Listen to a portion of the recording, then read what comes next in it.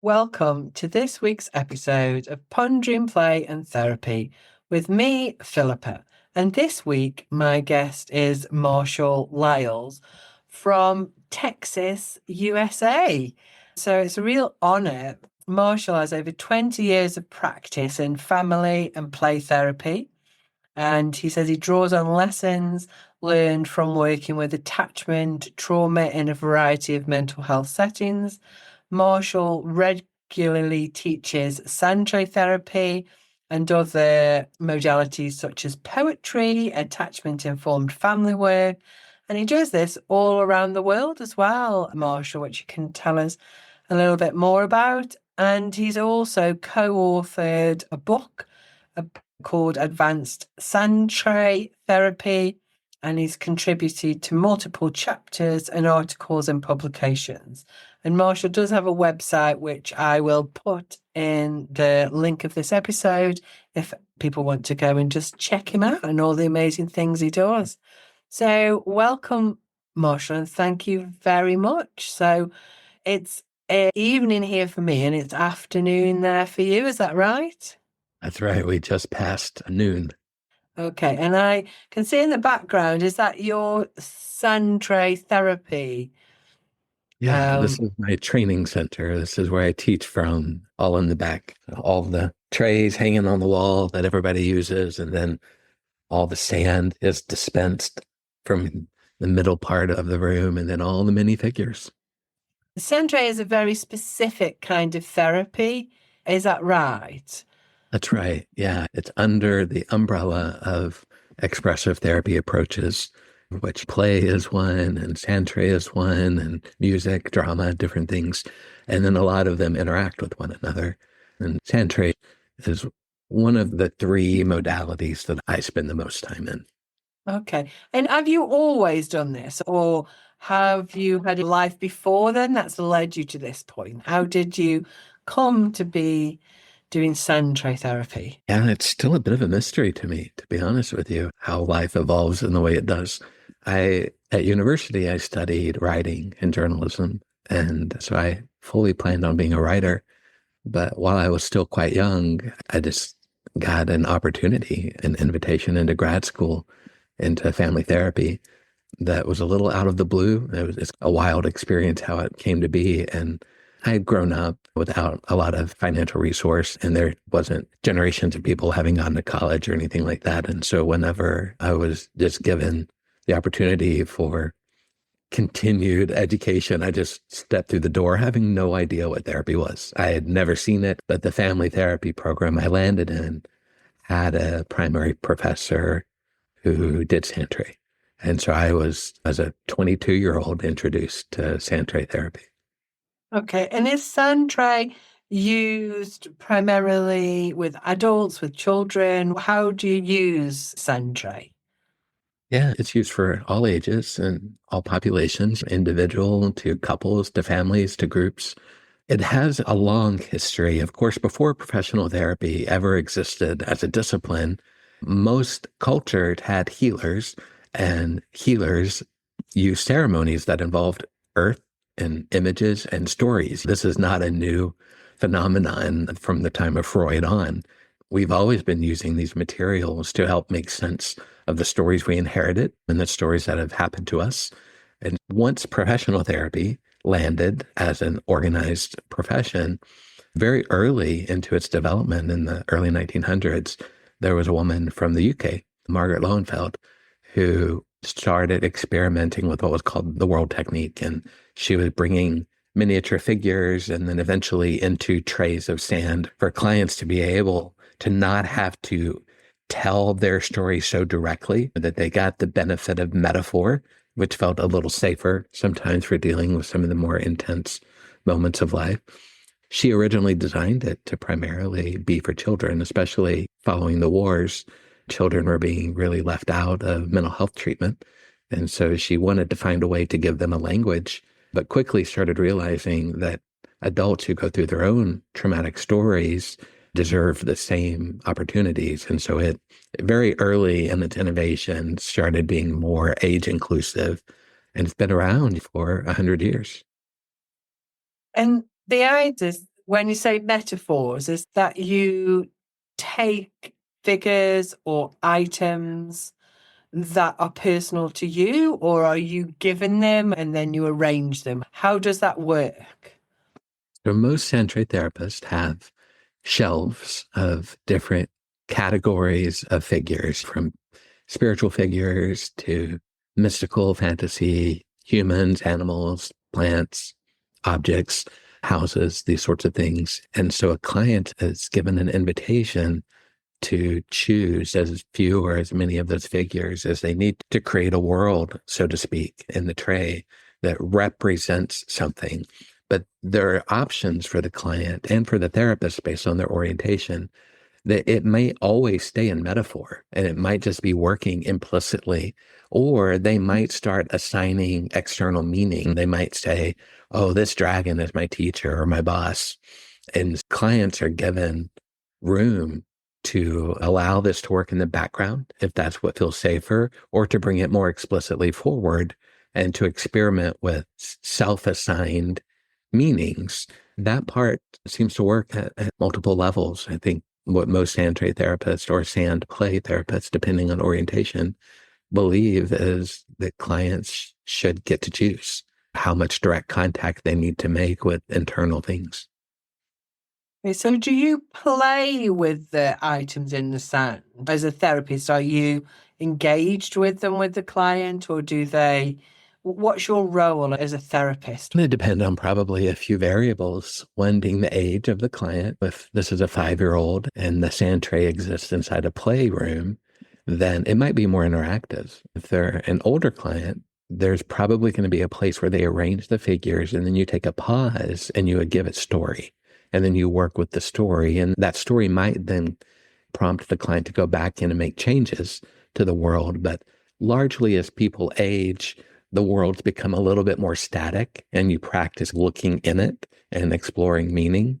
When they're younger, it tends to be more dynamic. But that also depends on the therapist's theory. An Adlerian therapist might have one way of handling that versus a cognitive behavioral therapist might have a different way of being in it. So there's room for a lot of options. That when Lowenfeld created this as a therapeutic approach, she intentionally said she didn't want it to belong to one community of therapists, that she wanted it to be broadly applicable to anyone who might see benefit from it.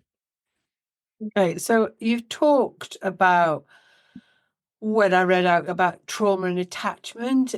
Is sand tray a helpful way for people, children, adolescents, or older adults who've experienced maybe early life adversity? Is the sand tray a way that they can explore some of those, especially the pre-verbal experiences? Oh, yeah, I think so. I don't think there's any approach that's a perfect fit for everyone, but it, since Lowenfeld was really starting to put these things together in the context of great worldwide calamity, it feels like it was inherently trauma sensitive from the beginning because the whole world was going through a trauma. And so it felt like there was a lot of intentionality. When it comes to the attachment piece, there's so many of our attachment wounds that we don't have words for. We don't have narrative memory of what happened, but that energy is still alive inside of you. And so something like sand tray allows you to take a pocket of the invisible that it's driving so much energy in you, and you're able to give it a concrete form. And so even if it doesn't match an exact memory moment by moment, you still get the opportunity to witness something that has been behind the controls of your mind and to exert influence over it, to feel empowered as you explore, what does it feel like to hold that inside of you? And it really can be security generating. And another thing about the attachment piece that comes to mind is the more insecurity that was given to you through your needs being not always honored or handled in the way that you deserved, the harder mindfulness can be. It's very hard to hold on to an open mind whenever your needs have been violated in such a way that you need to believe that you have the ability to predict the next moment. Like, I know I'm about to be hurt, so I want to be ready for it. Whereas mindfulness approaches say, be open to whatever might happen. And that's really scary when you have large amounts of insecurity. Centre for me feels like a way to practice baby steps toward mindfulness, exploring options, imagining different ways of thinking or being from the point of view of these different figures that doesn't maybe feel as threatening or as violating to the system as maybe traditional talk approaches could. And so it feels sensitive and honoring and caring a lot of the time. Again, not for it's not a great fit for everyone, but I think when it's a match for someone, it can be so holding of their attachment trauma experiences, so caring, so thoughtful, and really patient. It allows things to happen incrementally. I was thinking there when you were talking about the non-verbal, the playing out what's held inside. I guess it's that thing that the body keeps score, and that we, even if we haven't thought about something, we don't have the cognitions or the words for the experience, we still went through them. Whether we were 3 months or 3 years, we went through something and our body experienced it. Our whole being experienced those, whatever it was, being lost, being neglected, being hurt. We experienced those. So it's, like you say, stored up inside. So the sand trait sounds is a way that people can then, whether they're still children or even as adults, can play out in the sand. And I use play as a term rather than that they can act out or represent that bodily experience that maybe they don't have words to in one way. And I Mhm. suppose what I was wondering was, do you see that each week or each session, the same scene is played out a little bit with a little bit altered? I suppose you saying testing out.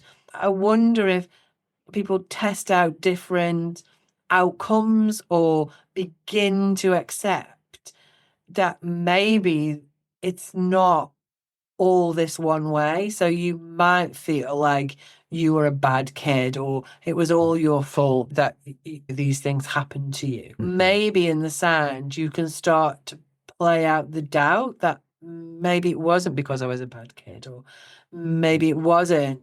And do you see that progression over time? Absolutely. Those early experiences that you were describing that we all have, every human has some years before they start having explicit memories.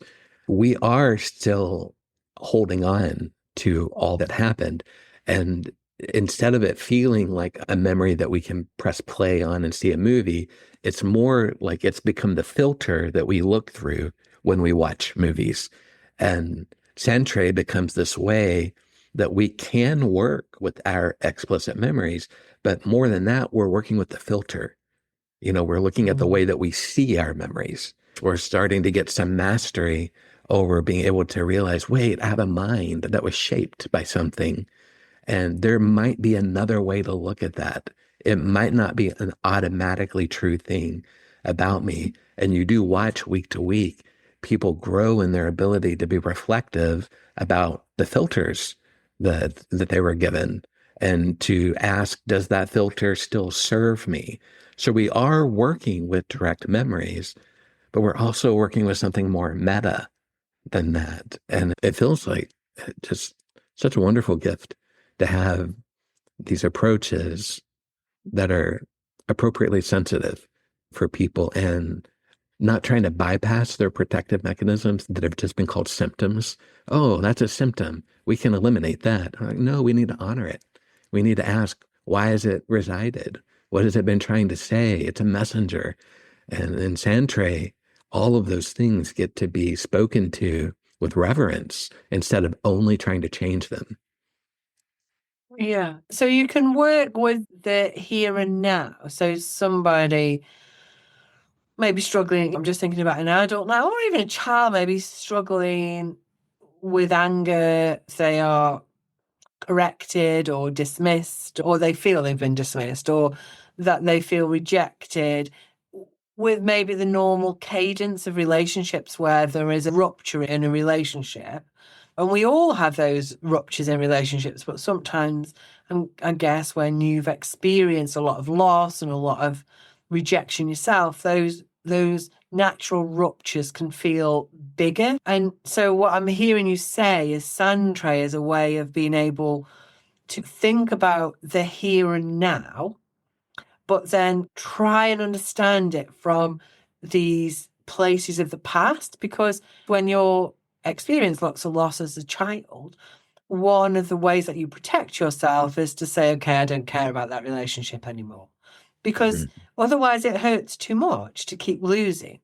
But then when you're 24 and you've met somebody that's really important to you and there's a rupture, then actually you need to find a way to repair it. But this thing that kept you safe in the past is now somehow getting in the way. And I think what you're saying is sand tray can help you think about that. Is that right?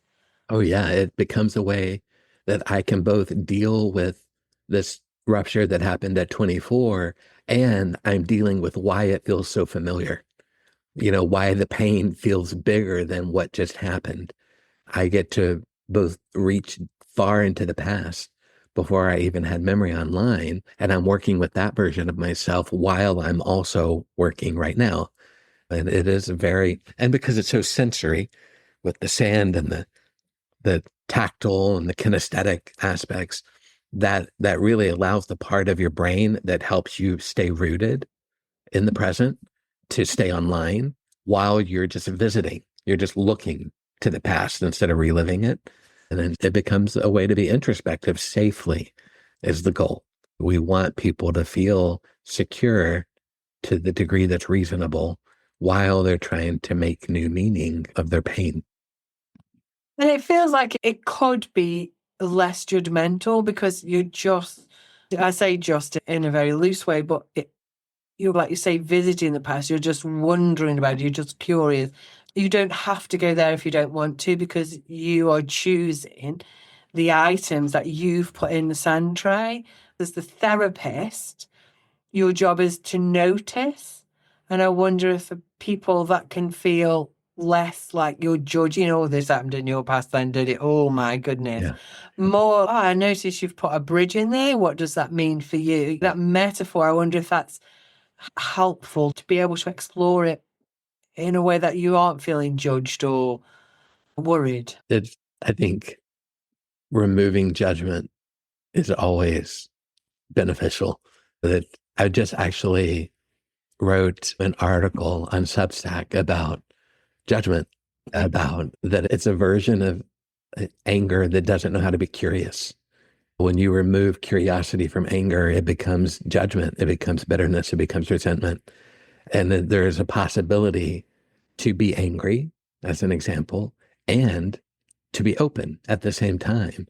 And when we manage to do that, we can look backwards and forwards and stay right now without falling into any of those old experiences. Because in all of the ways where we have felt a lot of judgment, we then play out on ourselves. We recreate the judgment internally to some degree. And so a therapeutic experience has to be a disconfirming one. Like it has to be the opposite of the judgments that created the pain. And you have to really feel that in really profound ways. So if it's helpful to someone that has chosen a little beat up animal figure, let's say that they've got a little scared dog figure that they've represented as some part of themselves, even if they haven't named it as part of themselves, when they get to watch me compassionately talk about that dog, there's the part of them that it connects to is getting an indirect experience of feeling what compassion could be like. So it becomes rehearsal. It becomes a way to Mm. practice a relational thing that might feel too intense to do in real life, but we're still doing it in the here and now. So it's mind expanding to me as a therapist to think about how many levels of things are happening with something that looks so simple Mm. on the surface. So when you talk about, I'm just thinking about when you talk about judgment and judgment of yourself, can you expand on that? What do you mean is that if you're like a child and people are like, oh, you're just rubbish at doing jigsaws, or you're that you start to feel that people are seeing you in a certain way, and then you continue then to see yourself through that perspective, through that way. Is that what you're meaning? Yeah, without necessarily knowing that's what you're doing. When you really internalized those intense judgments, um, you don't necessarily always know. Sometimes you do, and know explicitly. We always implicitly know, like we feel that. But let's say that you grew up. I do a lot of work in the disabled community. I'm a person with a disability. And so let's say you grew up in a disabled mind, disabled body, and you collected judgments along the way about your capability, about if you're someone whose mind works differently, about your level of intelligence, about your level of creativity, about what can accidentally happen is those things just become self-limiting. You don't know it was a judgment. You just think this is what's true because it's how you've been treated. It's how you've been spoken of or not spoken to. And then you accidentally start living into a self-fulfilling cycle with that and through something you never deserved to have experienced in the first place until someone comes up and becomes an opposite experience for you. Someone that doesn't try to shrink you, but tries to amplify you. And then through the contrast, you can start dismantling some of the experiences that caused you to believe that you're limited or a burden or inadequate or fill in the blank. It's, of course, not just Mm. limited to the disabled community. I think gender, women have experienced this. I think people in the LGBTQ community, people of color, we have marginalized so many communities who have felt this Mm. collective judgment that has just become a part of the experience. And so we're needing some reckoning with empowerment. Sandtray becomes one small way to practice doing that work. But it becomes really tricky when you try to talk about anger and judgment because what ends up happening is once you let go of a judgment, sometimes what you've done is you've let go of a collapse. There's a numbness that you might have inherited. And what happens is then you feel anger without the judgment but the anger is still really loud in you and it becomes very awakening. It's not that you go from, oh, I've let go of this judgment and now I'm at peace. A lot of times you feel the injustice of what you've lived with for years. And we don't always have mechanisms ready to hold people in that transition state. We're like, now you Mm. just get to be pissed for a little bit. Let's be mad. Let's feel that without feeling agreeing with it. And so it's a process. And again, Santre is one way to Mm. get to explore that, but it's a powerful one when it works for someone. And I suppose as you were talking, I was thinking about we can get that from lots of different ways. So we can have family stories of you are the one that's sick in our family, or you're the one that is always naughty in our family. I guess children coming into care can be if it was my behavior that I did these things, and Yeah. therefore I'm needing to be looked after in foster care or away from the home. And that can become a family story, can't it? But you're also talking about actually society can put these stories, these judgments around us. You can't do this because you're a woman. You can't do this because you're a person of color. You can't do this because you've got ADHD or you've got autism, and we can create these stories as a society for people. Yeah. And that must be, yeah, quite mind blowing and empowering at the same time to be able to explore. Actually, maybe I don't go for these jobs, or I don't go and travel here, or I do because this is what I'm thinking of myself. Or actually, it wasn't my fault that my family separated. It was the alcohol my dad was drinking, or Mm. the mental health of my mom, where she needed care and care wasn't there. But then yeah, what do you do with that then? Where do you go with that? That's quite yeah, Yeah, freeing and it is. mind-blowing all at the same time. It is, and it's tricky because if you start letting go of some of that past pain, it doesn't automatically mean the world is safe for you. And so we have to continue to make sure that we're not being unrealistic, that you might be healing some of what was spoken over you in the past, but then it's just opening your eyes to how some part of the world still thinks that about you. And you're not agreeing with it, but you now have to still navigate that same level of insecurity or unsafety in your physical world. And so it is a really complicated, I'm saying this as someone who lives in Texas right now. So I'm feeling very aware Mm. of those dynamics. It's a tricky thing to say, you deserve to get to heal. And I in no way want to communicate to you that the world is different than the world that implanted this in you in the first place. And so we've got to have methods and modalities and relationships that allow us to hold the complexity of more than one thing being true at a time so that we don't get some sort of false certainty that allows us to then accidentally communicate something that sets someone up for more pain. And how do you work with younger children? Are the parents in the room? Because I wonder if you've got a 10-year-old who is exploring some of these things and maybe mum or dad or grandparents are part of their story. Well, they are going to be part of their story. Some of it they're trying to grapple with or work out. How do you support families within this sanctuary? Yeah. Back, I used to do a lot of work with young children. In more recent years, I've worked more with older people, but I was trained up in the way of family therapy and even family play.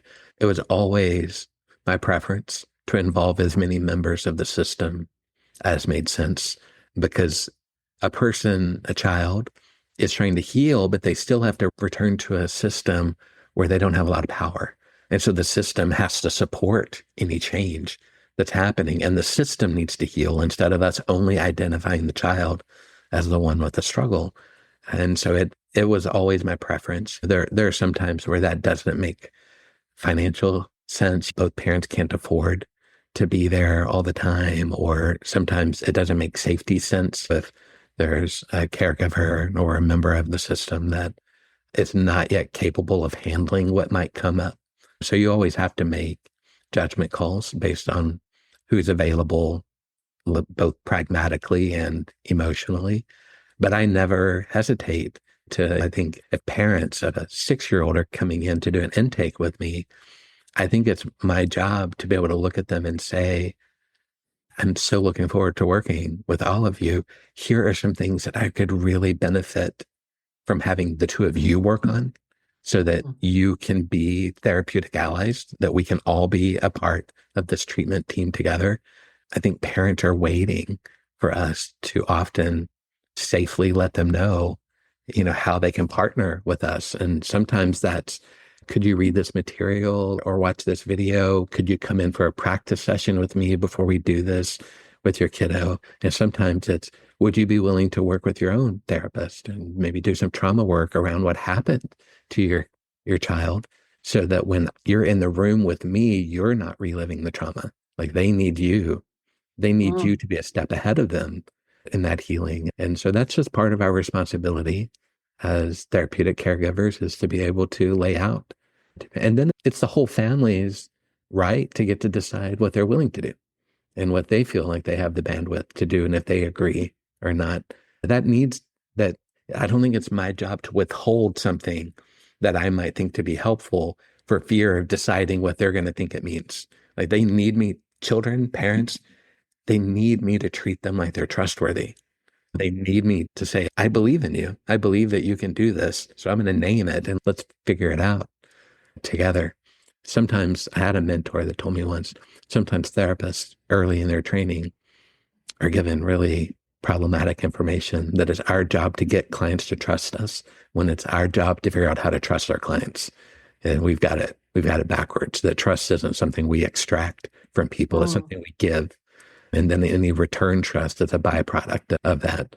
And so I think family involvement is beautiful. It's needed, but they also really need us to do our jobs well and to, with trust, tell them our approach and what we would recommend and need from them. I suppose children and young people playing out in the sand, those early life experiences, I imagine parents witnessing them and you giving voice to them can be very powerful and quite emotional, especially if you've adopted a child or fostering a child and they're playing out some of their early life experiences before they're with their parents now. That can, I imagine it can hurt the parents' hearts, really, seeing that Oh, yeah. happen. It can open really like large grief portals where you're feeling for your child. But even if you've adopted, a lot of times, the stories that your children are working through are ones that are generationally true for you as well. Mm. So it's not always only hurting our parent heart. It's also can be painful when we realize, oh, that's familiar to me as well. And I may have gone a lifetime without ever looking into that pain of my own had I not brought this child into my home who needed me to look at their pain. So there can be Mm. this backwards ripple in time for caregivers as they come to understand some of their own experiences are tied up in this without substituting them or comparing them to their children's. We all come from attachment stories, regardless of our background. Absolutely. And yeah, I guess that's part of your job as a therapist is to provide a space where they can safely do that and they can safely leave. How do you help people leave your sessions, really? Because Mm. I'm thinking as a therapist, you don't want them to leave with all this rawness that you almost somehow need to put them back together a little bit and then so they can go out and go back to school, go back to work, go back home. How do you end or finish a Sunday session? Yeah, I think preemptively, if we can brainstorm what days of the week or what times of the day make sense, some of that deserves to be prearranged as much as Mm. humanly possible for a child. If they do have to go back to school, can we at least build in an hour or something after a session where the transition's not so abrupt and they get the experience of more slowly coming back into themselves? Or for an adult going straight back into work, or even I was working with a young adult recently that came to see me and they had a couple hours after a session, they had a first date and they were telling me very excitedly. And we had a plan to go into a certain trauma story. And I said, you know what? I don't think it would be very kind of me to open this up with you, knowing that an hour and a half from now, you're Yeah. going to be trying to make a certain impression and have a new conversation. How about we do something different today? So there's a lot of that whenever possible. It's not always knowable. To collaborate on the front end Yeah. to what does your spirit need to be handled gently. But there are going to be other moments we might try to wrap down the content part of a session early for certain people so that there's more time together on the other side of looking at a hard story. But there are just going to be other times, Philippa, where yes, I think it would be insensitive of me to try and overregulate someone. That there is an element of I'm meant to be also working with the systems that are going to receive these Mm. clients. So if it's a child and have I got permission to talk to teachers to let them know, hey, sometimes after meeting with me, they're going to need a little support. Can we build in something there that it can't all be on the responsibility of the client to pull it together in Yeah. this like Yeah. time limited way that our systems need to be receiving us and honoring the hard work that's Mm. happening. They might need to be a little collapsed or a little aroused. That's the proper nervous system response to what they just did. It's proof of the work, and their Mm. protectors are loud, maybe. And I don't want to try and flatten them and to accidentally recreate disempowerment and try by overriding their nervous system. So as much as possible, I want to give them the containment and ground support they're asking for, but also to not make it all their responsibility, which is sometimes how the pain was created in the first place. Yeah, that's very true. With little people, and often I will say they just need the morning or the afternoon of school because they need an hour and a half, 2 hours with you as their parent, just watching TV or colouring or running around the park, whatever it is, to send them back into school. It's just not going to be realistic for them.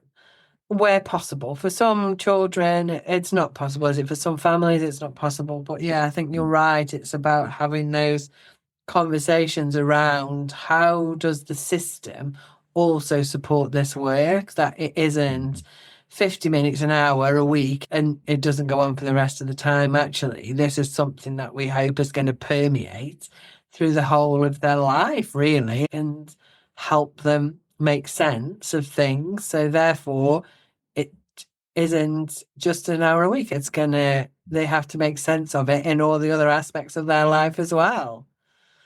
Yeah, and they deserve that long Mm. suffering, temperate holding.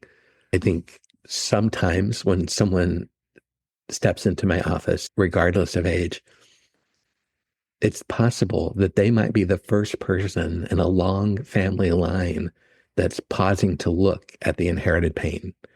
Mm. And so what the metaphor that I used with someone the other day, it's like trying to turn a cruise ship around. You're just going to be hitting the brakes for a long time. Mm. You're not going to point that boat the other direction. It's just going to be slowing. And so based on where they are in that healing line, it's not just within their lifetime, but what effort has happened ahead of you to make Mm. sense of this ongoing story that's been possibly perpetuated over generations. When you think the gravity of that, it's not just trying to pause what's happening in their life for an hour. It could be that they are feeling the impact of the momentum of 10 generations of energy going Mm. in one direction, and they're trying to turn that around. I have so much compassion and Yes. really reverence for the bravery it takes to say, I'm going to be the one. I'm willing to look at what's been happening and to try and create a new version of future history. I wrote a poem one time that said, I'm in a place where I'm not just focusing on the ancestors that created me. I need to focus on the ancestor I will become. And what am I doing in this transition space of my lifetime where I'm Mm. sandwiched between what has been and what will be? And that's very powerful. And yeah, especially when lots of people are still living in a system that maybe that is still around. I just want to move on to the next topic, Yeah. Marshall, because we're going to be running out of time. But I could talk about that for ages. You talked about, or I in your introduction said you work globally. So tell us a little bit about your global reach and what you do outside of Texas. Yeah. It's sort of Texas. I live in Austin, so most of Okay. Texas doesn't consider us real Texas. Oh, okay. They try to sell us to California every once in a while. The rest of, I don't really know how to make sense of the international opportunities. I love the friends and the communities I've gotten to learn from, but it is a bit of a mystery about how these things come to be. But therapy, healing, Santray even is happening all over the planet. And so from time to time, I get the chance to be with a group of healers and therapists who are in different geographic locations from me. And so I've more recently been getting to do some work in South Africa, have some ongoing relationships with a wonderful organization in Turkey, centered in Istanbul, and have some dear friends and community in Jordan. So a lot of this has become places where I've been able to go repeatedly and kind to know the communities. In those moments, I think my job is to not think that culturally I understand that every therapy is always held culturally and contextual. And I've got to bring some humility when I get these opportunities. And I often feel like my job is to get to go hold the therapist and to say, I believe in you. And so here are some things, that we know about Santre or about trauma or about attachment or about poetry or what have you. But I don't know what it's like to live here trying to do those things. And so it becomes a lot more interactive, which I think is why it gives me so much joy in life. There's more of an exchange that's happening in those moments. So yeah, it's a great joy. I have a lot of gratitude for how much I've been able to learn through that. So you go and support other therapists and help them grow their skills rather than going to do the therapy directly. That's right. Yeah. I'm always with the therapist. And there are times, a couple of times when I was in the Middle East, I was there for training therapists, but we would go do some volunteer days in refugee camps where I get to be a part of moments of direct service provision. But largely, I'm there to support the community of healers because the last thing a young child living in a refugee camp on the Lebanese Syrian border needs is an American to come through with some savior complex. What they deserve more is for the everyday heroes that are living there that are starting to burn out because of the excess of need get to have someone come and love them so that they can then return to the work. And so that's often my role. Lastly, you've co-written a book, The Advanced Santre. I have a copy of it and I show it around our office quite often. People have a good read. It's very good. And you said about you've written an article on judgment. Where are these? On Substacks, did you say? Yeah, there are chapters and articles around on different things, but the easiest place if people want to read some of what I've been writing is on the app called Substack. I'm not on social media. I'm not a very networked person, Philippa. I hide from the world as much as possible, but Substack is this wonderful app for writers and readers. And so there's two channels on Substack that one is just under my name and the other I co-create with a lovely therapist in Colorado named Abby Esquivel. And that channel is called The Poetics of Belonging, where we're starting to explore spirituality and what harm can come through maybe religious harm or different experiences where people have felt spiritually exposed, but also how do we reclaim some connection with whatever part of that world that makes sense to us as a resource. So we're going to be writing. There are a couple of places on Substack under my name or under Poetics of Belonging where you can get some things. That's lovely. And you've also got a website, and I did a couple of your webinars that you can, if you're interested in Santre, you've got webinars up there, can't you? And people can just buy, I think I bought four and there was a deal and I watched the four. So people can go if they want to learn more about Santre, if they want to have some teachings from you, they can go there. I know you also do online work as well. Is that right? Where you do, people can join live trainings? Yeah, there's on the website, there's still all the recordings. We try to keep those as inexpensive as possible, but just anyone who's listening know that if you can't afford it, if you email us, we will just give you access. The goal is to make sure that the people have the resources they deserve to have. And then there are also on the website live events, and some of them are as simple as poetry readings. We host virtual poetry readings. Often the poems are being written and read by therapists and healers, but anyone can sign up to listen, just like an hour, all the way through more intensive retreats or trainings that could be in person or online. And so you'll see a variety of offerings there. And they don't need to be in the US to be able to access the online stuff. I guess the time sometimes is a thing, but you're 5 hours. It depends on, I think right now we're at 6 or 7. Okay. But yeah, it's to you in the UK.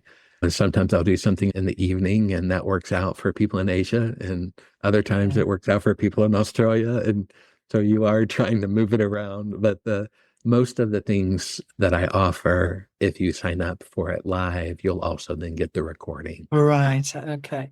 And the very last thing before I let you go is the World Santre organization. Is that right? So you're a member of the board I thought you'd founded it, Marshall. I've been telling forever since I've known you. I was like, oh, Marshall. I don't know. Well, I think it must have appeared in my Facebook at the same time that you and I were connecting. I was like, oh, Marshall's done that. So Well, I've I was a elevated you. part of the board before I moved over to the advisory board. I was an early board member, and I Right. guess Okay. probably one of the first board members of the organization. But there was a small group that did a lot of work to create the organization. So I would never want to take credit for there was so much work they did, but I think I was on the opening board. I'm not enough of a leader to have that kind of initiative. But I've some years ago moved over to being an advisory board member, which means they call me when they need me. But it's a wonderful organization called the World Association of Sand Therapy Professionals. The website is World Sand Therapy, and they are trying to be an inclusive international organization that supports professionals, mental health professionals, and healers who use any version of sand tray. And so they sponsor community events and there's trainings, and they've just announced a credential that you can submit trainings that you've gone through for review. If that, based on where you live, if it helps you to have some sort of known credential. But I highly recommend that people go and check out the work that's happening there. And there's also a free access journal. So if you go to the website, you don't have to be a member. There's no paywall. You can read any of the archived journal articles. And Dr. Linda Homeyer is the editor and has done so much work to make sure all of that is freely accessible to any person who might benefit. And I'm on the Facebook page. There's often links and sharings. It's a very good, resource, I think. And your very last bit is you've got Marshall's miniatures. And Facebook, I've never bought anything because I don't do enough sand tray, but they are the cutest things. Sometimes I'm like, where does he find these little things? I can't take any credit. That's my wife. She does it. It started years ago. Philippa, you can see behind me that I'm part pottery studio. So everything over there is all ceramics. And so that's my other great love. And so I was making figures for people. And then Heather had the idea of what if we had, a website where if people wanted to place orders that you made things. But that quickly overwhelmed me. And then I was like, oh, it's too much. And so she said, well, let me start finding other artisans and other places. And then that became what it is. I have very little to do with any of that. That's really become it just has my name in it because of the original way it started. It is, Marshall's Miniatures does have an Instagram and a Facebook account, even though I don't have anything to do with it. Heather is my wife's name that runs that part of the business. And she's also got a very generous heart. And so has tried her best to make sure it's inclusive. If you're international, if you're not local to the US, the way that she can ship to you is through Etsy. And so there's an Etsy store that allows for international shipping. So you can feel free to check that out. And I think when you're looking for sand tray items, if you're interested in sand tray, finding some nuanced things that are going to be really important, especially for children children, but I imagine adults as well, who've experienced trauma or specific types of adversity. It can be really difficult finding those miniatures that are going to fit in the sand, but I often see them on Marshall's Miniatures and I think, oh my gosh, those are just great items to have, really, just to help with children's experiences. So I would recommend anyone who's trying to grow or thinking about doing sand trays just to have a look at Marshall's Miniatures because there's just some amazing stuff on there. Oh, you just scored so many points with Heather. Thank you so much, Marshall, for joining me on this podcast. It's been a delight. I could talk to you for a lot longer, but our time is up. I'm sure you've got to go. It's only Monday now, and you've got to go back and do your day job, I imagine. So That's right. thank you very much for your time. Well, thanks for having me, Philip. It's been a pleasure.